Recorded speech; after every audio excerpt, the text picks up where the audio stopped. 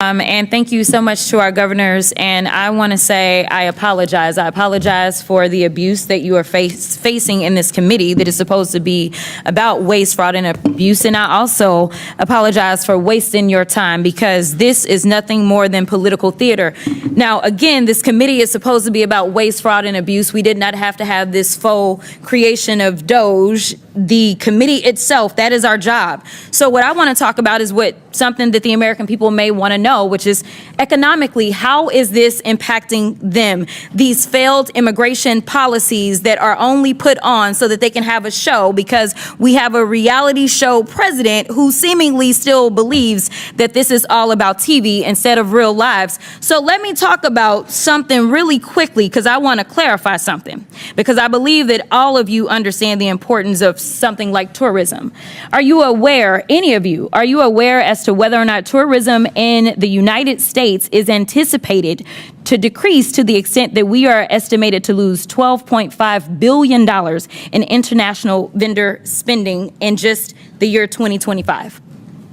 Representative Jasmine Crockett just delivered one of the most brutal committee takedowns I've ever witnessed, calling out $12.5 billion in lost tourism revenue, accusing Republicans of palling around with white supremacists, and exposing what she calls the $221 million fiscal irresponsibility of Republican governors. This is political fire at its absolute peak.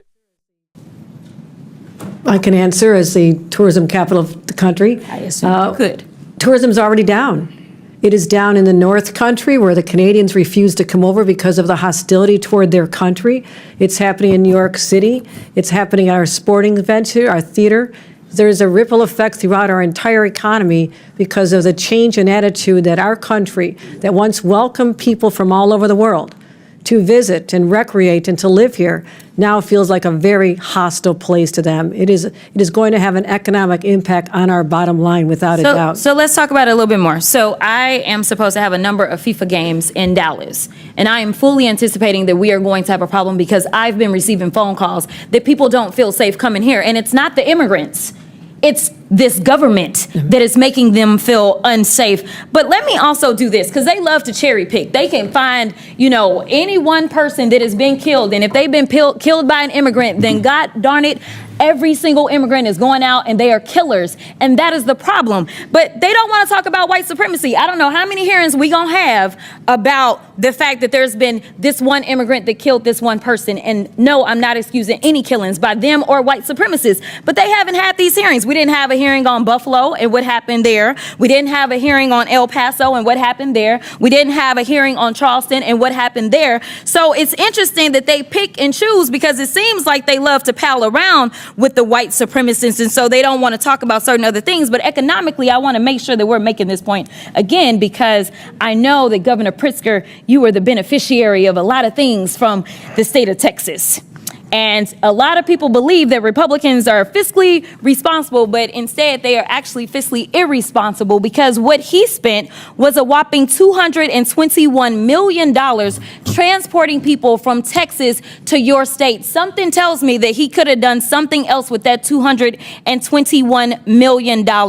In addition to that, I know that there's been some conversations about what's going on in LA, and they want to say that it's riots because they didn't want people to keep talking about, say, the Epstein files or whatever other drama was popping off between the president and his little friend. So they wanted to change the conversation to immigration because they feel like, well, the polling is in our benefit. But let me tell you something. If they cared about making sure we were going to be fiscally responsible, they would tell the American people that it cost them $134 million to send the National Guard to LA for the quote unquote riots that the governor didn't ask for, nor did the mayor of LA ask for. And they sent them over there, and they say that they care about our service members, yet they sent them and they were laying on the floor. They did not provide for food. So I don't know why we would believe that, number one, they want to fix this. They don't want to fix this, because the brokenness is a feature, not a flaw of the system, because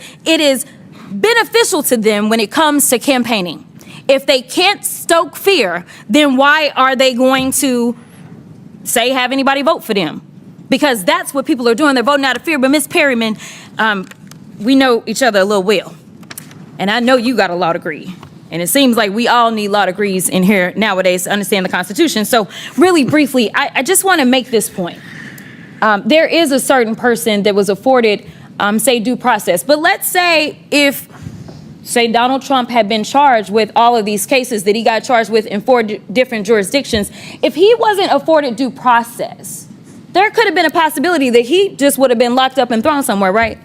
That would be a possibility. And then maybe we wouldn't have a tariff war or anything else that we're dealing with or all the other nonsense. But the point is, he was afforded due process. And regardless of the political opposition, Democrats, Republicans, and independents, I thought, believe that due process should be afforded to everybody, even him. Due process is for everyone. Okay, so the Fifth Amendment doesn't say that it's just for the people that are Americans? It does not. It says anybody on our soil? It's for everyone. Okay, it's pretty simple. I don't know why we are having issues. Crockett's opening move is absolutely devastating. She starts by apologizing not for her own actions, but for the abuse the governors are facing in what she calls nothing more than political theater. She's essentially calling the entire hearing a sham designed for a reality show president who seemingly still believes that this is all about TV instead of real lives. That's not just criticism, that's a direct attack on the legitimacy of the proceeding. But here's where Crockett's argument becomes economically bulletproof. She drops a number that should terrify anyone who cares about American competitiveness: $12.5 billion in lost international tourism revenue for 2025 alone. She's not just making emotional appeals about immigration, she's making a hard economic case that the current approach is devastating to the American economy.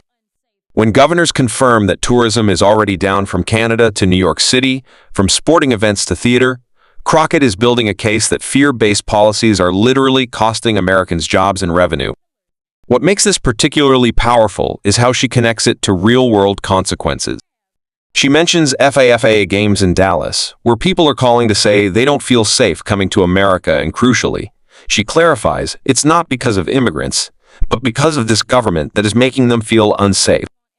That's a direct indictment of how American policies are being perceived internationally. Then Crockett drops what might be her most explosive accusation, that Republicans love to pal around with the white supremacists. She systematically points out the hypocrisy of holding endless hearings about individual crimes by immigrants while refusing to hold hearings on Buffalo, El Paso, or Charleston all-white supremacist attacks. She's essentially arguing that the committee's priorities reveal their true allegiances, and it's not to public safety but to political theater that benefits white supremacist narrative. Her fiscal responsibility argument is devastating because it uses Republican talking points against them. She points out that Texas spent $221 million transporting people to other states' money that could have done something else. But then she escalates. The federal government spent $134 million to send the National Guard to LA for riots that neither the governor nor the mayor requested help with. And here's the kicker, she says the service members were laying on the floor without proper food provisions. She's arguing that Republicans are fiscally irresponsible while claiming to care about both taxpayers and service members. Crockett's most sophisticated argument is about the incentive structure of the current system. She argues that Republicans don't actually want to fix immigration because the brokenness is a feature, not a flaw of the system. It's politically beneficial for campaigning. She's essentially saying they're keeping the system broken intentionally because they can only win elections by stoking fear. That's not just a policy critique, that's an accusation of deliberate sabotage for political gain. Crockett's takedown here exposes the economic costs, the constitutional hypocrisy, and the political cynicism behind current immigration policies. If this breakdown helped you understand the real stakes involved, hit that like button and subscribe for more analysis that cuts through the political theater to show you what's really happening in these committee rooms.